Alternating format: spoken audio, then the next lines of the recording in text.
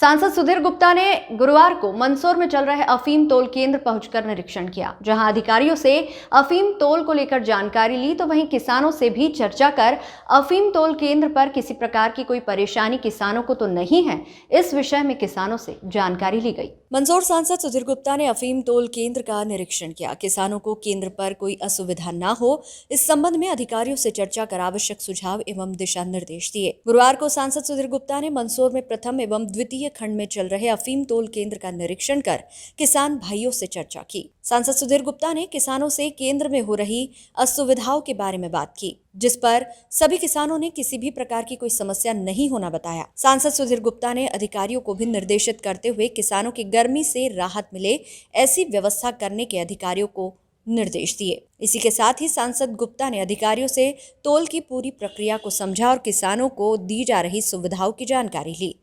उन्होंने ये भी बताया कि तोल केंद्र पर हवा, बैठने और चाय की पूरी व्यवस्था है। वहीं किसानों की कम समय में ही अफीम तोली जा रही है। सांसद सुधीर गुप्ता ने किसानों की समस्याएं भी सुनी और उन्हें दूर करने का आश्वासन दिया। SBCN टाइम्स के लिए मंदसौर से सचिन जैन की रिपोर्ट। नहीं, किसानों के मन में जो प्रश्न रहते हैं हम उनके हमेशा समाधान के लिए लगे रहते हैं और मैं इसीलिए आता हूं यहाँ पर कि इनके मन के अंदर की भाव और बातें मुझे समझ में पड़े। हम सब जानते हैं कि किसानों के मन में रहता है कि अफीम जब उसका लॉन्चिंग हो जाता है, गम उसके घर में आ जाता है, तो उसको तत्काल गोडाउन पर तोलने की सुविधा मिल जाए। चूँकि नंबर्स ज़्यादा हैं, पहले की तुलना में अभी किसानों की संख्या लगभग अपने पूरे इसमें 73,000 के आसपास है। गाँवों को लेने का क्रम भी इन्होंने एक अनुशासित तरीके से लिया है, उसकी एक पद्धति का विकास किया है और मेरी अपनी इच्छा भी ये रही कि जल्दी निपटे। उस जल्दी निपटने में कुछ उहापोह हो सकती होगी, क्योंकि क्रम ज़्यादा लंबा जितना खींचेंगे तो किसानों को घर में अफीम की रक्षा के लिए बैठे रहना पड़ता है। दूसरा, उनका शादी विवाह, घर में कहीं आना जाना, वो सब बाधित हो जाता है और सुरक्षा तीसरा प्रश्न खड़ा हो जाता है। और पहला हमने इसीलिए कि खेतों से जल्दी निकल जाए, CPS पद्धति का और गम पद्धति का दोनों अफीम को जल्दी निकालने की प्रक्रिया में हमने कुछ जल्दबाजी भी किया है और इसीलिए पहले इन्होंने गोडाउन की तारीखें, तोल की तारीखें आगे दी थी, हमने उसको वापस रिवाइज़ करवा के पीछे करवाया ताकि किसानों को उसका लाभ मिल जाए। अभी किसानों के मन में दो चीज़ें कि यहाँ ये जो टेस्टिंग करते हैं ये मैनुअल होता है। हालांकि इस मैनुअल टेस्टिंग का उद्देश्य सिर्फ इतना रहता है कि जो किसान अभी अफीम लेकर आए हैं उसका इन्हें भुगतान करने में इनको असुविधा ना हो।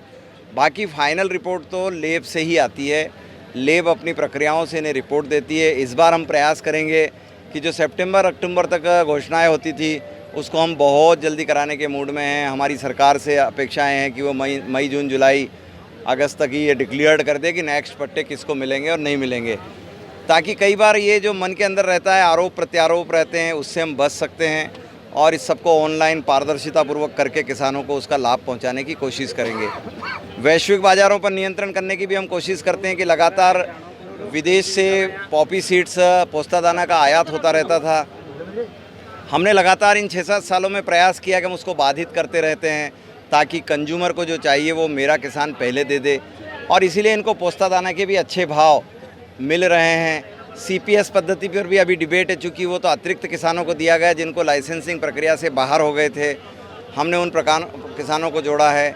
हम उनसे तुलनात्मक रूप से अन्य फसलों की तुलना में तुम्हें क्या लागत मिल रहा है, इस पर एक डिबेट अभी पूरा तोल पूरा हो जाए उसके बाद लेंगे। हम किसान भाइयों से पूछेंगे कि अन्य फसलों की तुलना में अगर CPS पद्धति के कुछ लाइसेंस जारी किए जाएँ तो क्या अतिरिक्त किसानों को, हमारे यहाँ के अतिरिक्त 5-50 हज़ार किसानों को उसका धीरे धीरे लाभ मिल सकता है, उसका नया यूनिट खुल सकता है।